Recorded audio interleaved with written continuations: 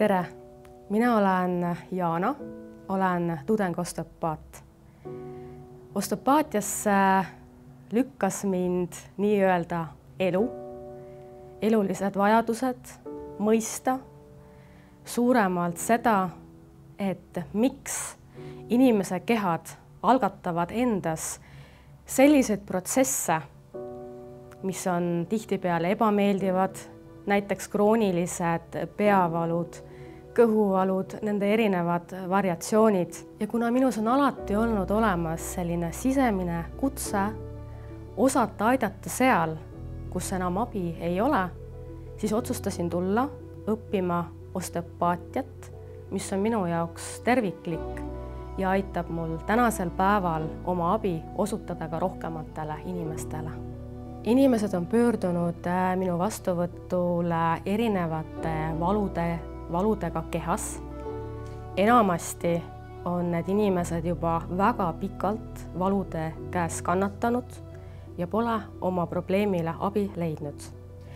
Üldiselt minu vastuvõtt näeb välja selline, et alguses küsin küsimusi, millega inimene minu poole pöördub.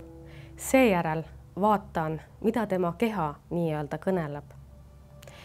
Oma töös arvestan ma sellega, et kõik füüsilised kui ka emotsionaalsed pinged talletuvad kehasse ehk need somatiseeruvad kehas.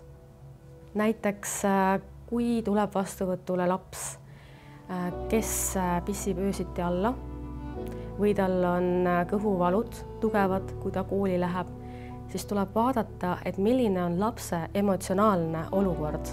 Teadvustada see emotsionaalne olukord ja aidata kehal toime tulla nende pingete vabastamisega.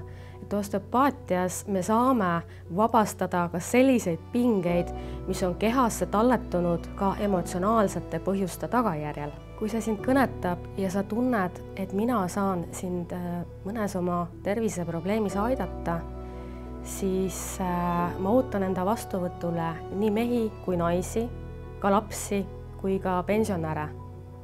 Ja pöörduda võib siis erinevate probleemidega, erinevate valude tõttu kehas, ka krooniliste teemadega. Samuti ootan oma vastuvõtule inimesi, kellel on vaja tööd teha luustruktuuriga, näiteks hambumuse korrigeerimisega või lõualuude probleemidega. Minu vastuvõtud toimuvad siinsamas osteopaatia butiigis Tallinnas ja vastuvõtte teen ka Jüris Harjumaal.